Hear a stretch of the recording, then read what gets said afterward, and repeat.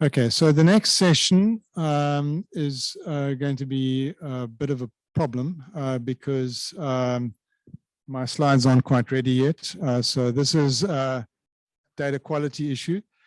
The first person to speak is actually going to be Mornay, who's going to talk about the income and expenditure surveys. I don't know whether you got your slides to the guys in the corner, if you have any slides, because basically this is not a plug and play system. This is a sophisticated centralized control, which we do really well in DataFirst, kind of like, but yeah, we'll be talking, we may end up having to take an early lunch after Mornay's talk so that I can get my slides ready for the session after that. Okay, cool. So I'm assuming I just press forward on the remote. Okay. So thanks very much. I'm going to talk a little bit around about the Post-Apartheid Income and Expenditure Series. I just put the date there. I felt like I was doing a little bit of a walk back in history, looking at the documentation and stuff. So really, this is a compilation of the IES data sets.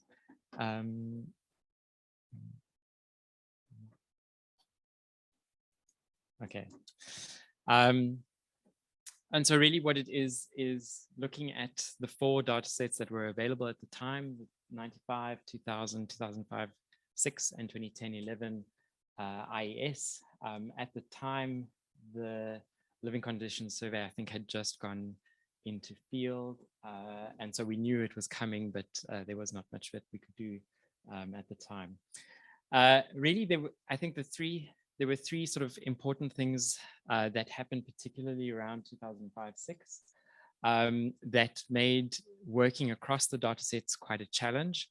The first was the big change where they introduced the diary in terms of collecting a lot of the expenditure, particularly on food. So that came through quite strong. That was quite important in 2005-6 in terms of the questionnaire change. A second change that they made was a switch of classification systems. So we had originally in 95 and 2000, they followed the standard trade classification. And with 2005-6, they switched to COICOP, the classification of individual consumption according to purpose. Much of this, I think, was really driven by decisions that were being made around the CPI at the time in terms of making it comparable and sort of in line with international practice. And the third change, which is not really an impact in terms of the way that the data looks, but is sort of also important to keep in mind, is that the way that they visited households changed quite significantly. In 95 and 2000, there were single visits to households. I always dread Status A knocking on my door to do an income and expenditure survey, and to do it in one shot, I think, is even worse. So, and then I think in 2005-6, they were up to 6 visits to collect the data. And by 2010-11, I think they had scaled back to 4.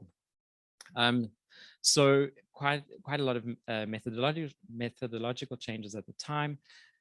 There were also a lot of smaller changes around the questionnaire in terms of the way that they were asking particular expenditure types. And so these tended to make it more, make the questionnaire simpler rather than more detailed. Okay, so in terms of the data set itself, really the objective was to compile a version of the data that was easy to work across, so that you didn't have to rewrite huge amounts of do files as you move from one data set to the other. Really trying to ameliorate some of the inconsistencies in the data sets around the types of, or the ways in which particularly expenditure data was collected. So really trying to standardize, match across the surveys, and then adjust some of that data. We also calculated new weights for the surveys themselves. I think really from our side, we try to be as transparent as possible in terms of what we were doing. There are very difficult choices that you are confronted with in doing this kind of thing. And one often has to make decisions that, you don't necessarily feel, you feel like if someone else had to come along, they might have a slightly different view to what you had. And so really what we try to do in the metadata, try and talk really around some of the more difficult choices that had to be made. We've also got the full set of do files and Excel sheets that really are mapping the way that we did some of this matching. Just to give you a sense in terms of the matching itself. All right, I'll talk about the main three sets of changes. So there's really this systematic recategorization of the IES items, the weights that were calculated, and then we also adjusted the data for inflation over the period, because obviously it's 15 years of data. In terms of the matching, we really are essentially confronted with 4 types of matches that were made. The first one on the left-hand side is really where there was no change in the survey. So Status A asked what was your spending on bacon in one survey. They asked what's your spending in bacon in the second survey. Very easy to match. The second set of matches was really where there was in one survey individual items, and in another survey they had merged those items together. So we had, I think in 95, mealie, rice, and samp was 2 separate items, and in later surveys they have a combined mealie, rice, and samp, and that again is a pretty simple match to make. The third type of match really was around instances where items appear.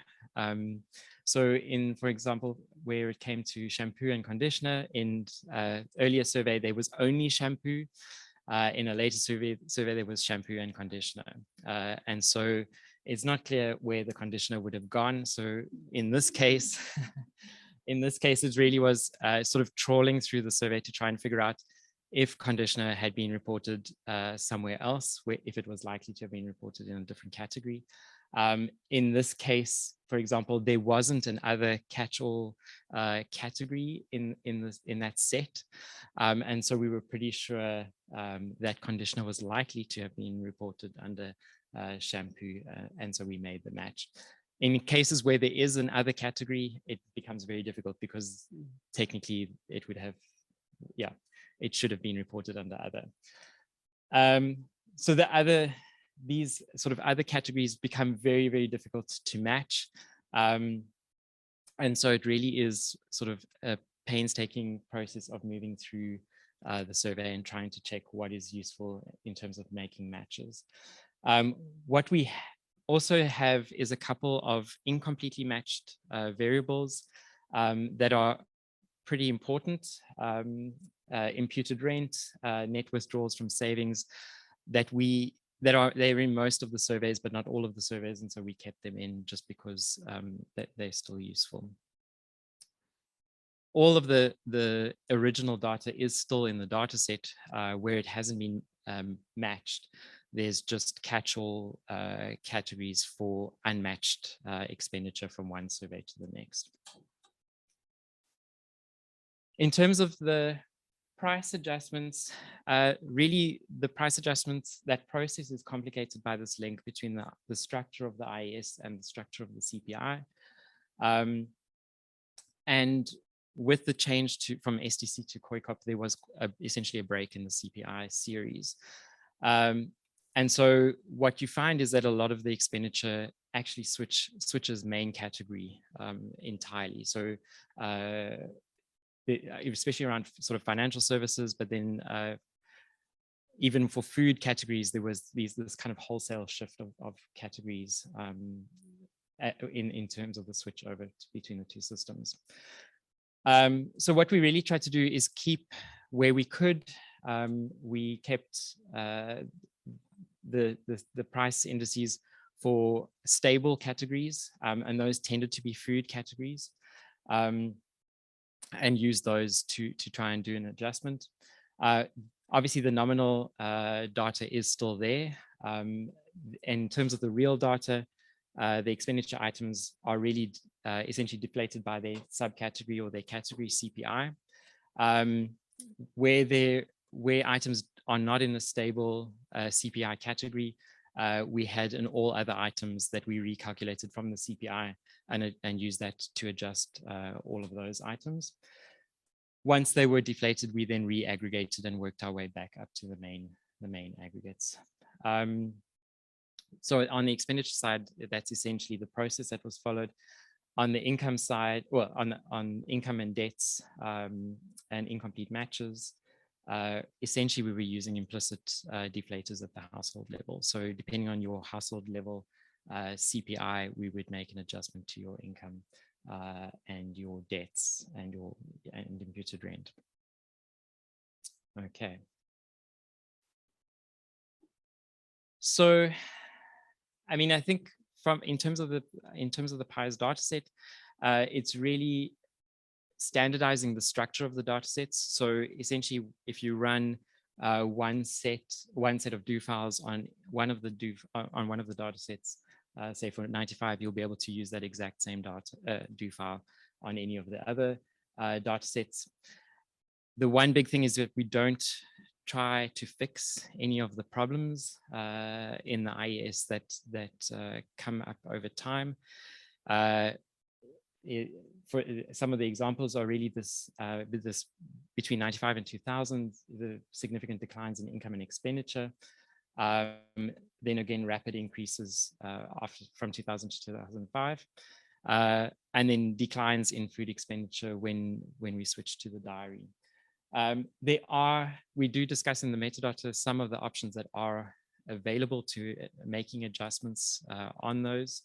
Stats, for example, when they published the CPI, when they switched to COICOP, they told us how they adjusted the IES data to get to the CPI weights.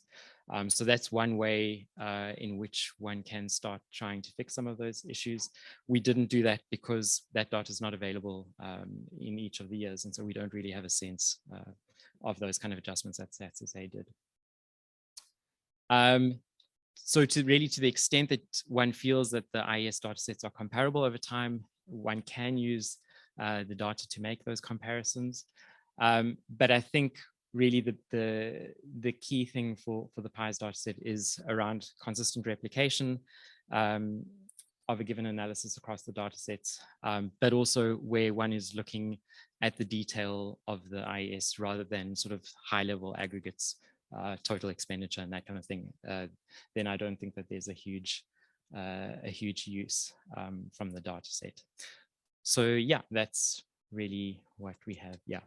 In terms of the PIES. Thanks very much. Sure.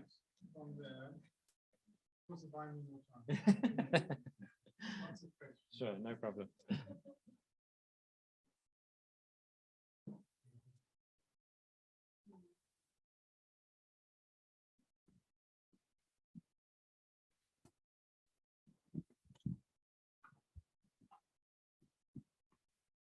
So other work has shown when you switch to diaries that you actually see increases in consumption.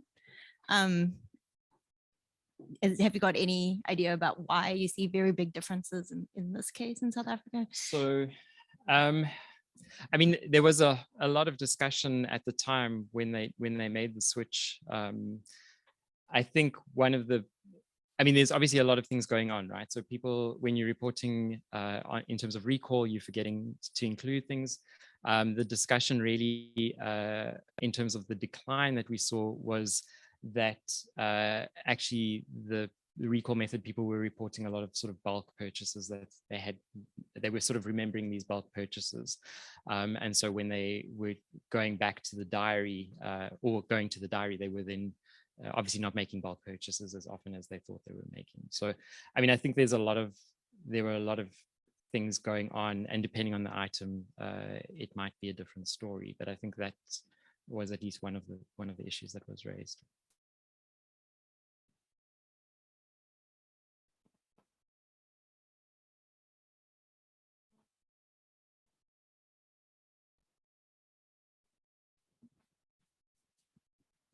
I mean, at the end of the day,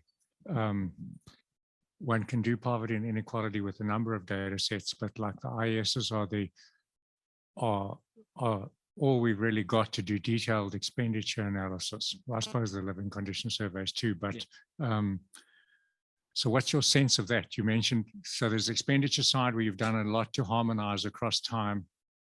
And then there's the price side. And can it bear the burden of detailed analysis of expenditures in South Africa? You know, like the price elasticity of demand, for example, for something. Yeah. For food, for example, Right, a key issue. So, I mean, I think there's certainly, I mean, I think it depends potentially on the time period, but I think there's big issues in terms of these surveys. Stats A, when they, in terms of the CPI, they're bringing in huge amounts of outside data that is not from the IES to establish the weights, right? And so I think one really needs to try and, so for me, I don't know that one can do a huge amount on the comparisons across time in terms of like the very detailed kind of stuff, because of these kind of issues in terms of the way the data sort of changes unexpectedly, but then also in terms of the way that even Stats A is making these kinds of adjustments.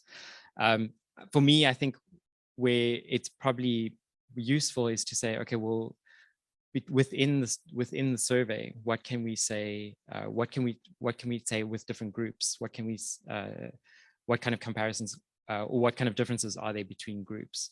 That might, in a sense, be more robust than to try and say, okay, we look at the 95 and we look at the 2005 and try and figure out sort of very detailed, detailed comparisons over time. But for me, the thing is to be honest about what you're doing, right? I think this is the data we have. We know some of the issues, and as long as you're saying, look, these are the concerns and these are the things that I don't feel that I can address in terms of what I'm doing, I think that's all that you can do, is be honest and say, these are read this, but these are the caveats in terms of what I'm doing. Okay, there's a question online. It's about using different CPIs for rural and urban areas in different countries. So Josh Badlander is asking, we don't seem to do this in South Africa. So is it that we don't think there are price differentials in the country? Or so even in other countries, they don't seem to do a good job of this. So in the case of SA, what's the case? Is it to do with a small informal sector, or we don't think there are any price differentials? So I know, certainly I think it was in 2005, or it's sort of one of the middle IESs. There actually is a module which they don't publish the data for, where they ask households, where did they make purchases? And it was trying to get at this idea of rural urban price differences. And so they would ask, I think they asked, like, did you go to a town, or was it like in the local area? Did you buy it from a supermarket? Did you buy it from a spaza shop? Like all trying to cover the bases. And my sense at the time was that they really were saying, look, there's not huge price differences in most of the in most of the rural areas relative to urban areas. And that the big difference when we're talking sort of like CPI or purchasing power was really the basket of goods was different, as opposed to really that the prices themselves were vastly different. And I think that's essentially the call that they then made and said, look, it's obviously very difficult to collect price data in rural areas. And they said, given the small gap, they didn't really, there wasn't really sort of a demand to do that. That was my sense at the time. There hasn't been a huge amount of sort of recent work, I don't think, in terms of comparing prices between urban and rural. One of the arguments that they made when that survey was done was to say, look, in South Africa, to a large extent, the country is relatively well connected, and so we don't expect sort of these huge price differences between urban and rural areas. But yeah, I think it is an issue that we haven't really been able to explore because we just don't have that data on rural prices. Yeah.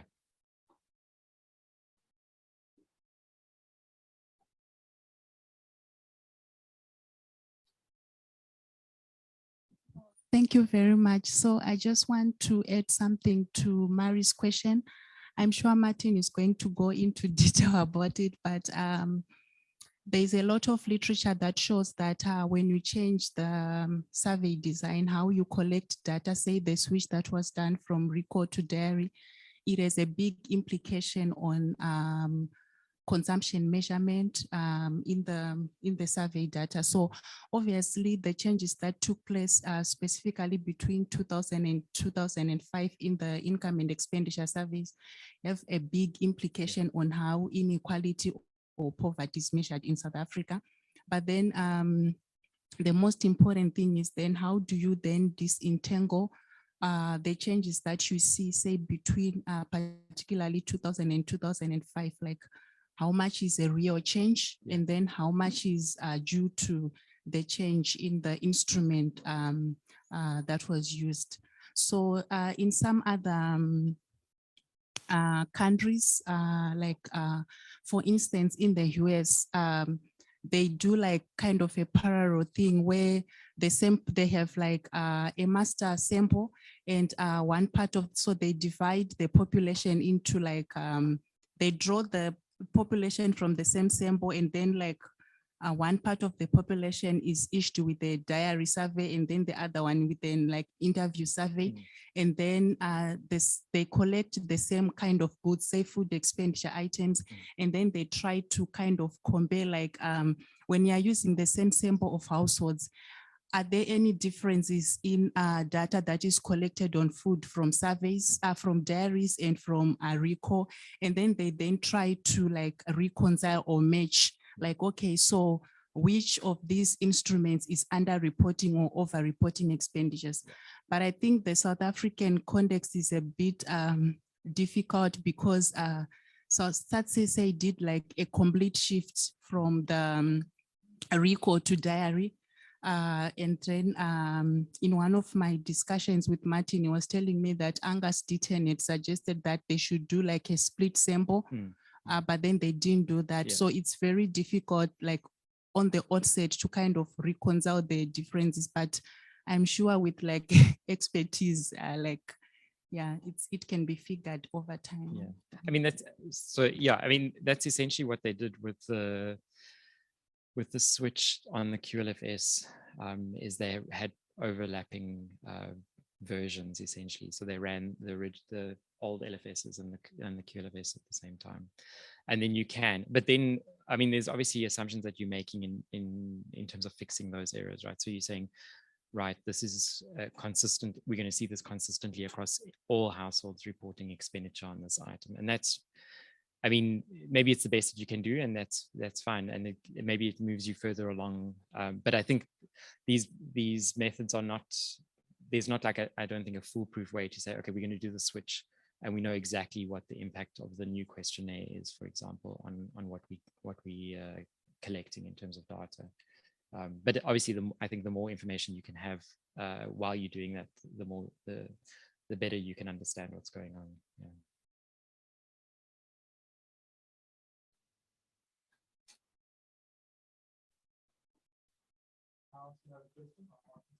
Sure. Actually, it's more of a comment than a question. Maybe even two comments. I don't know if it's maybe there's a question here. The IES collected information on the quantities as well as the expenditure. I know that happened in the LCS, and that's kind of super interesting. And unfortunately, that data is not available in the in the public release. Yeah. I don't know if that's because Stats didn't code it up or because for some reason they just didn't.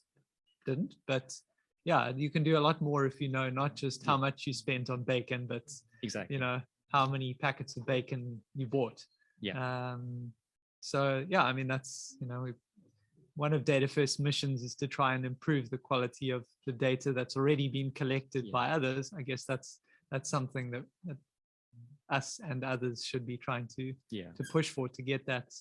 I mean, I think sometimes the story from the Stats side as well, we sometimes, not in the LCS, but we don't necessarily believe the data, or there's some problems.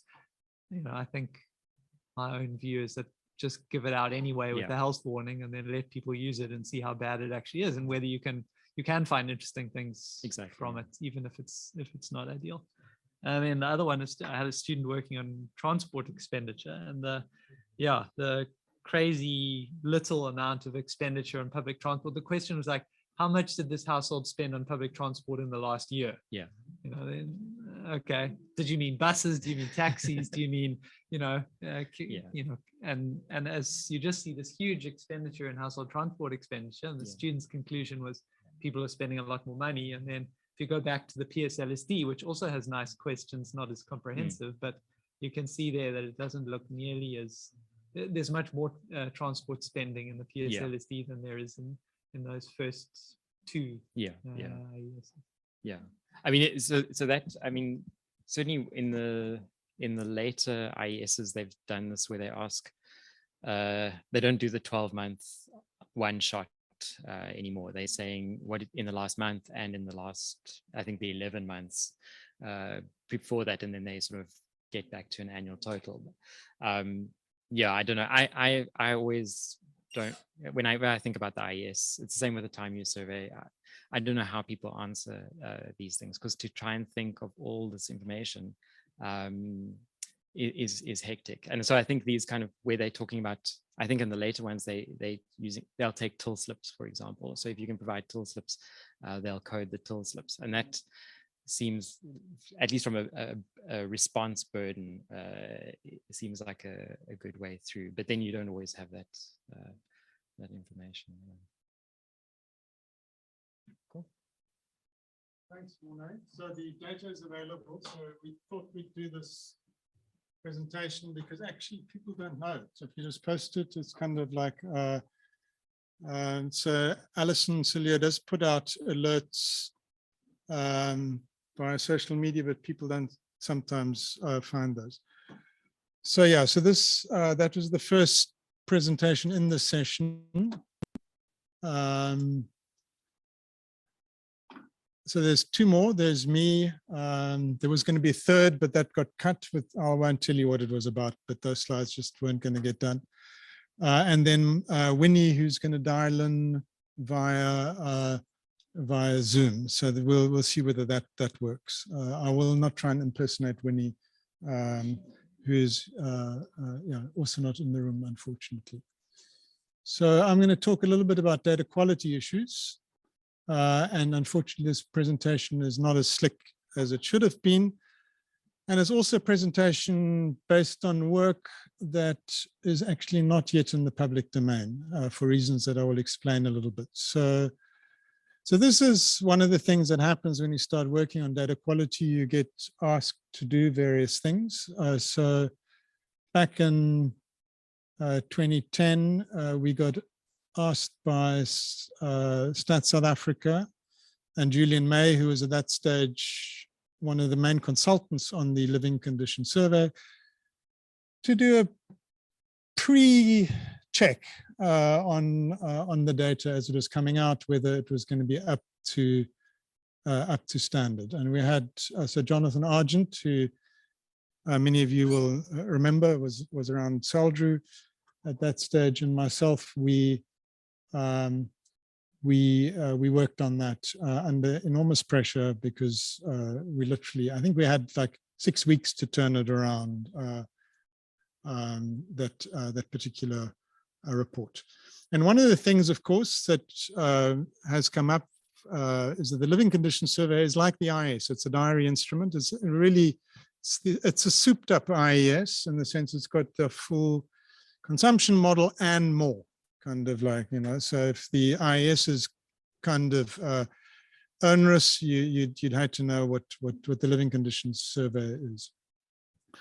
And one of the things, of course, that interested us was the diary was collected over 4 weeks with weekly diaries. So one of the first things we wanted to check was if we look at the pattern of spending, are we finding that this people getting sick and tired, it's dropping off, or are we finding patterns that make sense? Now, one of the things you also have to know, which helped, but also in a sense maybe wasn't the best design thing, is that each month of the year, so that the LCS ran over a year. Each month of the year was a separate sample. It was actually extracted separately, and the 4 weeks all fitted in within a month. And it was always week 1 was always the first week of the month. Week 2 was the second, third, and week 4 was the 4th week. So basically there's a complete collinearity between being new to the survey, having lots of cash, and being week 1, you know. So the week 1, we were expecting a lot of the expenditure. Then of course we again expecting a lot in week 4, which is when a lot of people get paid before the end of the month. And so the first thing we just eyeballed is if you just look at these things across different food categories, if people got bored, we would have expected week 4 to have dropped off, kind of like. It turned out we don't. Actually, you see a very nice sort of like U-shape with expenditures week 1, less in week 2, week 3, more expenditures again in week 4. So we looked at that and said, hey, this is brilliant. Like, we're very happy. The weekly diaries you can't get. So basically we got those because we were doing this quality control thing. So nobody can check this on that asset, nor on the other IESs or on the 2014 living condition survey, which has changed yet again. They had 2, they kept people in the survey for only 2 weeks at a time. The second thing that we wanted to look at, so data collection was over a whole year. We wanted to check, you know, is there a pattern that actually, are we finding worse compliance over the year? And more particularly, we're interested in, are we finding spikes at the time when we're expecting them, like December, you know, Christmas. Basically, week 4, there's a very reassuring spike, and overall expenditures in December were higher. And so we looked at that pattern, and we looked at the yearly pattern. We said, well, you know, that doesn't look like terribly unreasonable. And so we cleared it. Now that, spoiler alert, was a premature conclusion. As students who've been through my consumption course by now will know. So here what this is basically work that wasn't in the work we did. This is what I do with my consumption students. We basically break the living condition survey up into the quarters in which it is, and we compare it to the macro series. And what you see is that the highest peak of expenditure in the entire living condition survey happens in the first quarter of the year. This is now real expenditures. And first quarter of 2009, nothing actually happens in the macro accounts, which is the top 2 lines. So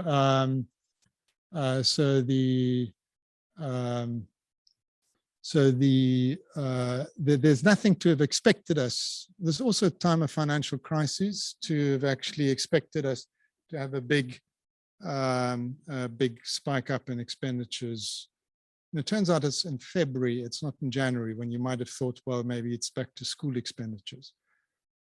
It turns out when you look at the sample composition, which gets back to a point I made earlier, you know, look at the damn sample that you've got, and you look at by month, there is this explosion of whites in the February 2009. Somehow the survey found more whites in February than in any other month. Now that is not an accident of sampling. That is very much has all the hallmarks of a fieldwork patch, kind of like, and it's of course preceded by a dismal show of whites in December and in fact in January, kind of like. So so that makes perfect sense when you think, well, if you're a fieldwork team that's trying to interview people in Gauteng in December and those suburbs there, they're all sitting in Plet. Well, I mean, that's obviously a generalization. They're not sitting in Gauteng, and if they were sitting in Gauteng, the last thing I want to do is talk to a field worker, kind of like. So I think that, I don't know this for sure. Nobody's willing to tell me what went on, but, or you know, kind of like, I did ask, but I think that what happened is somebody put the panic button after the December and January figures came and said, we have too few high income people in our sample. We need to replenish it, you know, so NIDS also replenished because they hit the panic button in 2015 and had too few whites. So when you average it out over the sample as a whole, you weight it, well, you know, actually you get the right number of whites. So you don't really want to complain about that.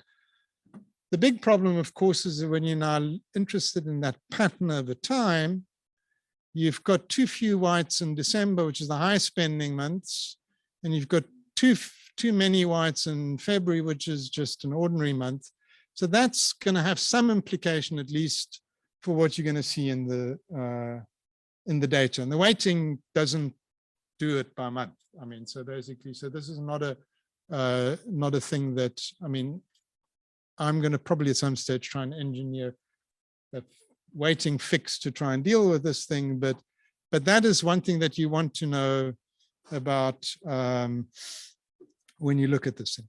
The other thing which is less evident here, but you can sort of see it in the previous slide, is that basically expenditure at the tail end of the survey is actually much lower than it was at the beginning. So take out that weird spike in February, which is all sampling induced.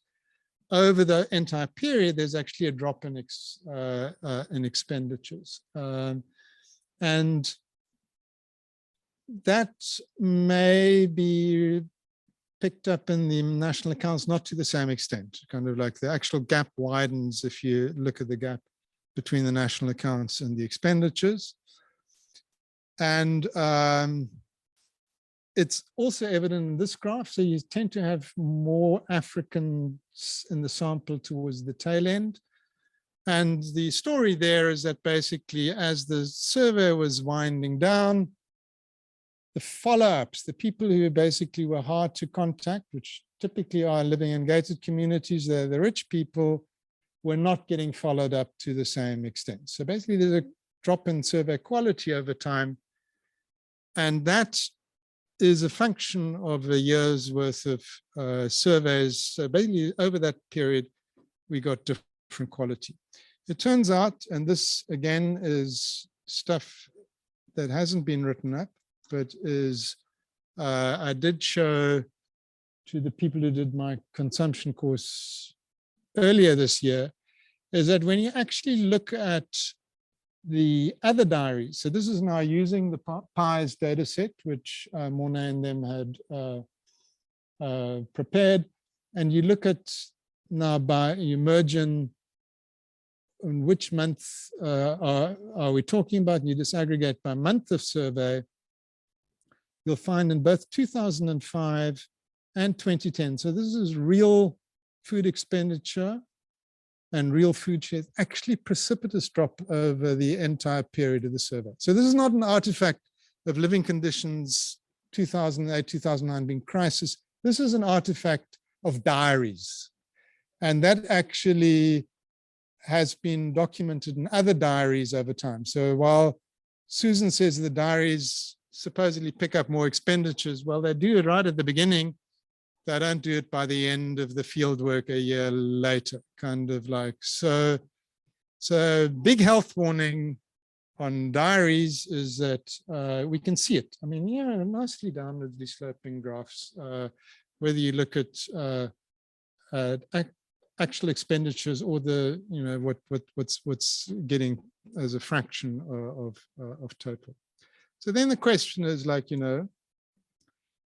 why did we not pick it up off this table?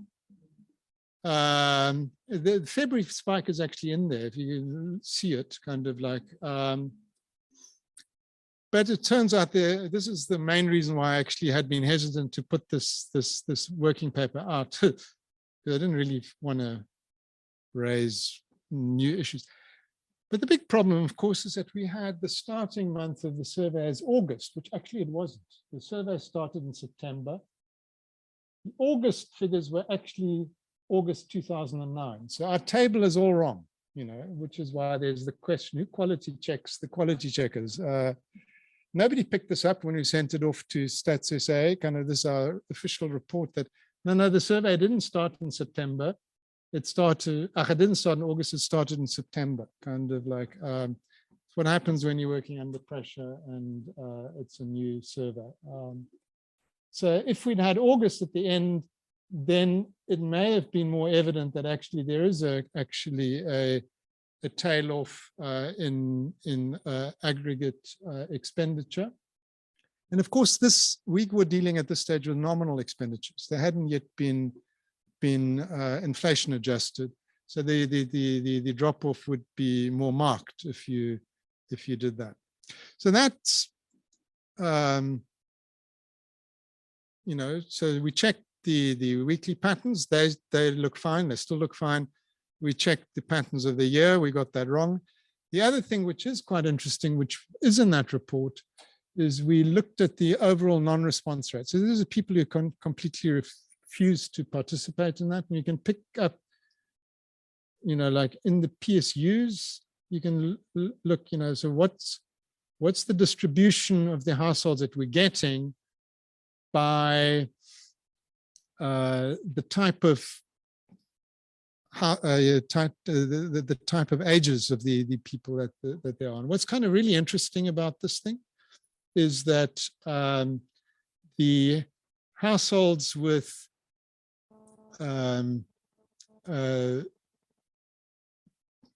people in the age range 20 to 40, that's the green line.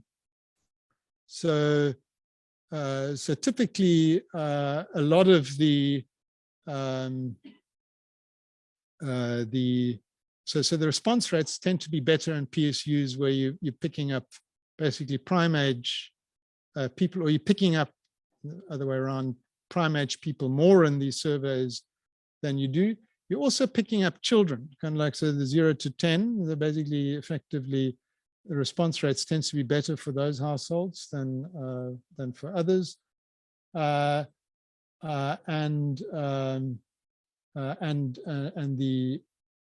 the ages. So basically, there are not that many PSUs that have older people, which is why that line comes down. But the response rates, so what you want to see is where on the y-axis do these lines fit, and it turns out that that the response rates generally are better with kind of people who where their families kind of like, or is what we kind of so they're more likely to be there when you ask, and that is not surprising. Okay, so I don't know whether you can splice in Winnie now. Is Winnie there? Yeah, hello, I'm here. Can you hear me? I can hear you.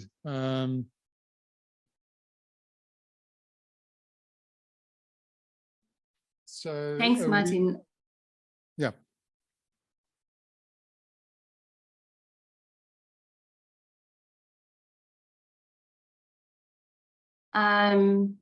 Jacqueline, perhaps if you could confirm that you can see my screen. Okay, thank you very much. This work that I'm presenting today, this short presentation is coming out of my PhD work, which is ongoing, where I am looking at what is happening to patterns of household expenditure on food consumption.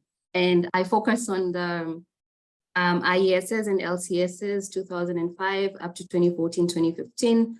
I have excluded the 1995 and 2000 surveys because of the comparability issues that have also been highlighted by the previous speakers. So maybe just to start off with what is happening to real expenditure over time across those 4 surveys.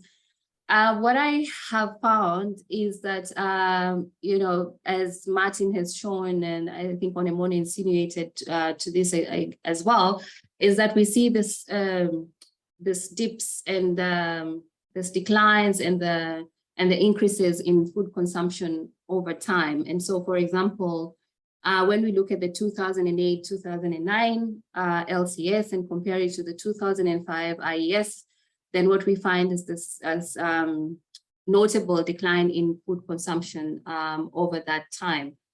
And this then picks up again in 2010, 2011. So we see that significant increase over time. So, and then in addition to that, we then see this decline again in consumption in the most recent living condition survey. So some insinuate or rather argue that these declines that we see in the 2008-9 survey could be the effects of the global financial crisis, whose effects were mainly felt in 2008 and 9 in South Africa. But it's also not clear whether there are some measurement issues that might have come into play, particularly from what Martin has just presented in respect to the data from the 2008 and 9 surveys. What the data is showing when we look at food consumption and compare across geotype is that compared to urban households, we do see that rural households spend a larger share of their household budget on food, but also have much lower absolute food expenditure. This is not surprising because we know that rural areas have much higher poverty rates compared to the urban areas, at least in South Africa. And what is notable when we look at the food budget shares, this is out of total household expenditure on both food and non-food items, is that we see this, you know, this much higher budget shares in rural areas compared to urban areas. What we do find, for example, is we see this increase in budget shares in 2008, 2009 relative to 2005. And again, could be due to the effects of the global financial crisis. And what is concerning, especially when in respect to this, is that, you know, higher budget shares on food is an indicator of increased vulnerability to food insecurity and could affect the diet quantity and quality that, that households have access to. And what we do see from the data is that we see some evidence of this because when we examine absolute spending on food across food groups in 2008 and 9, we do see a decline in absolute spending on you know, more nutritious and nutrient-dense foods such as meats, dairy, and eggs and vegetables. But we see an increase in household budget that goes towards cereal, perhaps as an indicator of how households were coping with a lower purchasing power in 2008 and 2009. What we do, okay, I'm going to move on to the next. What is becoming apparent by looking at this food spending is that there's an evolution in the diet structure. So basically what we are finding is that households are spending more on processed foods over time. So In this case, what we've done is to categorize all food groups included in the IESs and LCSs into either unprocessed, processed culinary food, or processed and ultra-processed foods. So unprocessed foods are typically foods that have undergone very minimal processing and includes things like maize, sorghums, fresh milk, and so forth. But we've got your more processed and ultra-processed foods which have undergone some sort of some additional processing to either increase their shelf life or to enhance the taste of the food. So what we're finding is that overall, unprocessed food, the budget share of unprocessed food out of total food expenditure remains high across the country, as well as in urban and rural households. So the share of the food budget that goes to unprocessed foods has remained high. But what we are witnessing is that there's an increase in the share of household food spending that's going towards processed and ultra-processed foods. And you can see this increase appears to be getting wider in rural households compared to urban households. In fact, when we look at real expenditure and compare 2005 and 6 and 2014 and 15, we see that in rural areas, the absolute spending on ultra-processed foods has increased by about 21% over this 10-year period.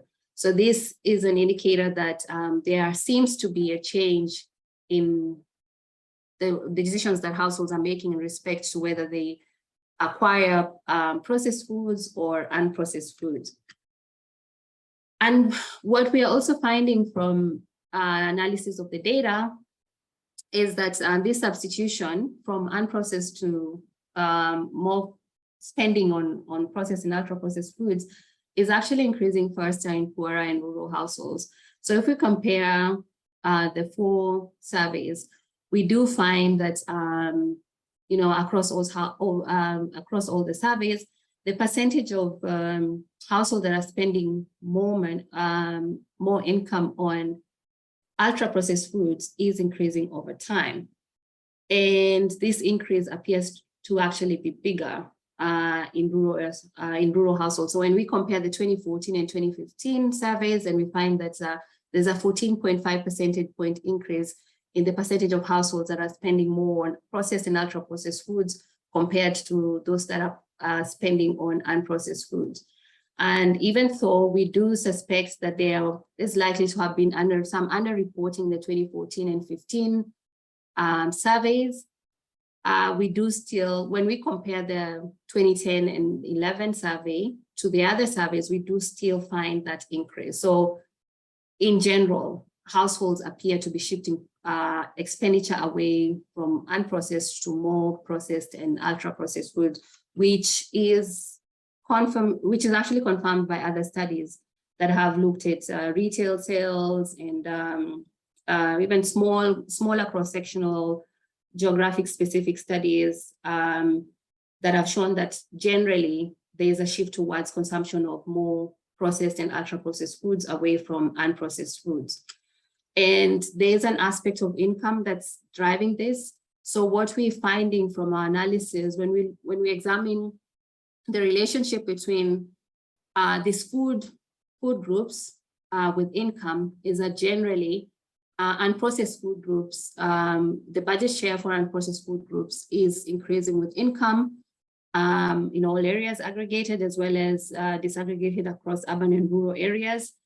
And that of ultra-processed foods is actually decreasing with income. So what we are finding is that poorer households are spending more on ultra-processed foods and are decreasing their spending on unprocessed foods, while richer households appear to be increasing their consumption of unprocessed foods and decreasing that of ultra-processed foods.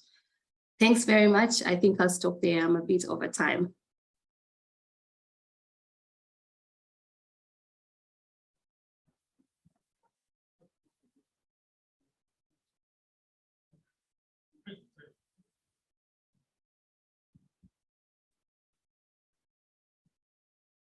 Thanks, Winnie.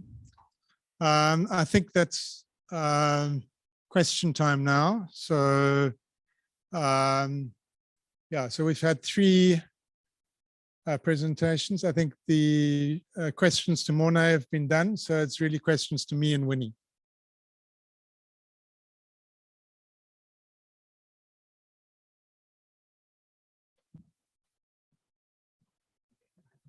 No questions. Everybody wants I have lunch. a question, actually. You have a question. I have a question for Winnie. I just wanted to find out, have you looked at the, and I'm not sure if this is in the I think you're looking at, if I'm not mistaken, the IES or the Living Conditions Survey, but I'm wondering, have you looked at the change in the prices of these goods? Because I'm quite interested in this as within the context of like currently where you see there was the food price shock because of the Russia-Ukraine issue. And there've been some studies that are coming out which show that obviously this has been affecting, spending on food and stuff. And changing, like household budgets have changed and stuff. So I just wanted to find out, is there any relationship between the research that you have done and changes in prices or the price sensitivity of like rural versus urban households? Thank you. Thanks very much. Sorry, I realized I actually did not have my video on when I was doing the presentation, but I think you can see me now. It's a very interesting question. I'm not sure exactly who you are that has brought it up, but thanks very much. I think it's a very valid question. The quickest answer is that no, I'm not looking at, I haven't looked at the price data. Again, because of the difficulty in accessing the price data, the data that would be needed in order to examine price increases, particularly for when we start to look at food groups in terms of processing levels. So, what the IESs and LCSs collected data on is approximately 300, just over 300 food items. And so what I've done for this piece of work is to actually classify all those 300 food items into either processed or unprocessed, looking at the ingredients and so forth, and of course,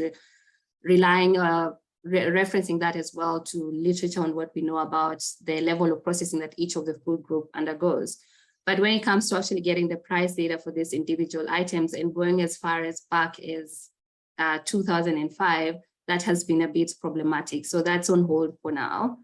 But what I can tell you is that,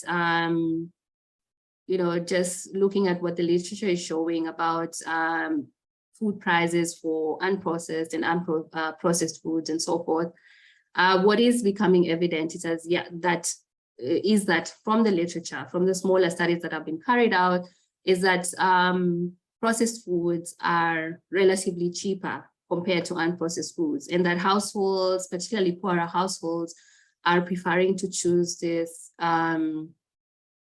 processed foods for this very reason. First of all, the quantity is much more. So if you think about, when you go to the shops and look at foods that have been frozen, foods that have been processed, they have a much longer shelf life. They are also more in quantity, but when you look at fresh or minimally processed foods, such as vegetables and fruit, then while they are more nutrient dense, in terms of the actual energy, the calorie, the energy that's in the food, it's much lower. And so people would prefer, if you're in a situation where you have to choose affordability over healthy food, then you would potentially go for something that's more affordable, that's filling and can last longer, versus the more nutrient dense food. So that's something that's emerging from the literature.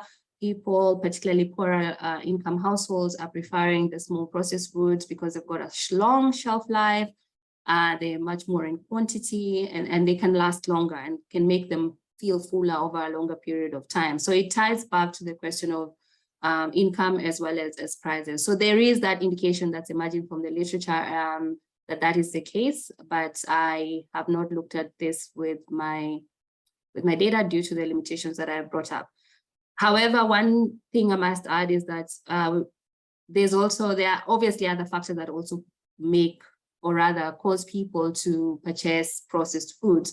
These are very highly palatable foods. They're very tasty. I mean, I think a lot of us have gone into a supermarket and perhaps chosen, you know, pastries, chocolates, baked goods, cakes, and so forth, sugar sweetened beverages, carbonated drinks such as Coke, you know, energy drinks, and so forth. These are all highly processed foods, and they're very tasty and very attractive. And when you compare their taste with very aggressive marketing, particularly from the industry, then we, you know, that's also a very important factor that we have to take into account. That is not just income and prices, but there's also these other factors that have contributing to increased consumption. This is one of the limitations of the LCSs and IESs, that I cannot actually get data on this, why people choose particular foods, you know, their own perceptions to why they choose one food over the other, or even look at issues around convenience and the physical accessibility of the food. So how far do people have to travel in order to access the food? Where do they purchase their food, and why, and so forth. So these are also very important factors that should be taken into account, but I can't include in my data analysis because of the lack of the data. Thanks. Can I just add to that? So the price data, of course, is not in these surveys, as Andrew's earlier question indicates. So basically, you can't even back it up. If you had the quantity and you had expenditure, you could back up some idea of, you know, first cut at what the cost is, but none of that is available in the in these data sets. So yeah, we get the total spend. We don't get prices. Yeah.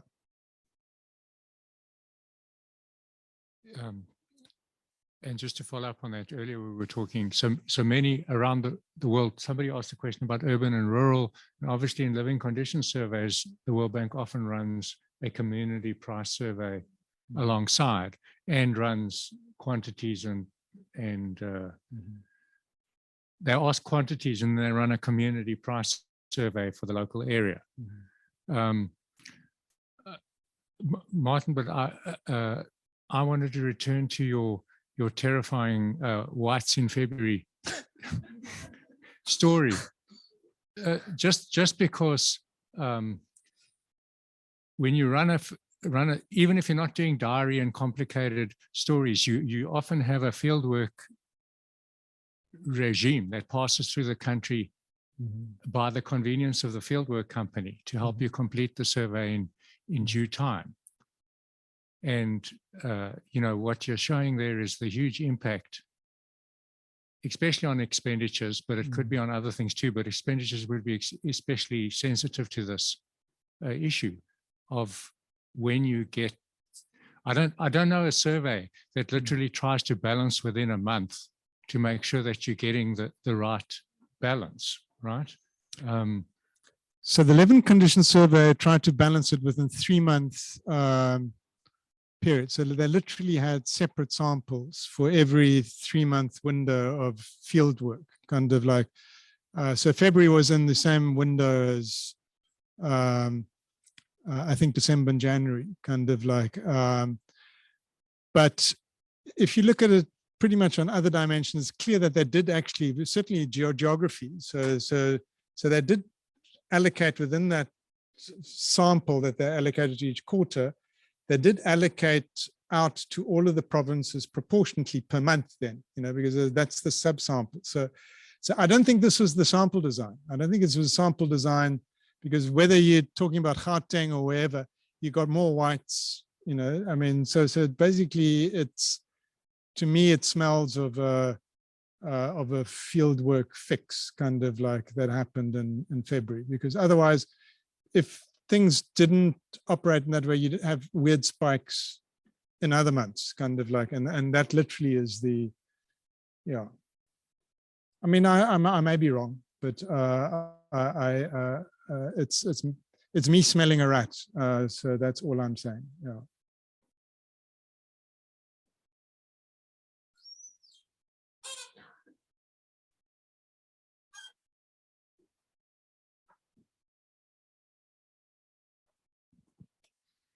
Winnie, I have a quick question for you about, I think the first graph that you had that showed that household food expenditure is going down over time.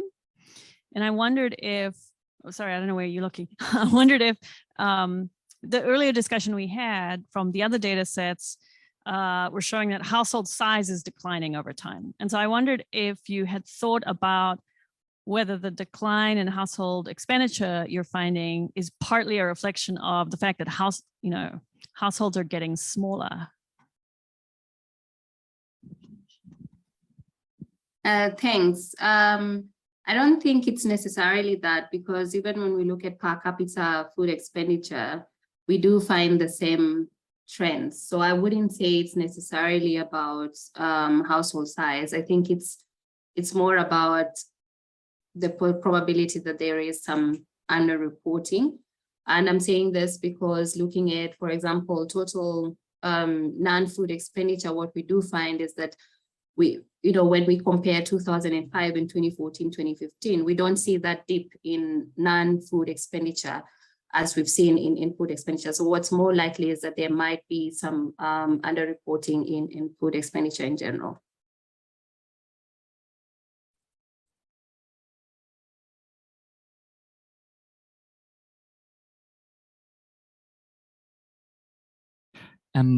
Martin, I just have a quick question for you on your slides when you were comparing the trends in, I think, the count of expenditure with the national accounts and the LCS. I can't remember if it was across the series of IESs and LCS. Or no, that was just the LCS. Just the LCS.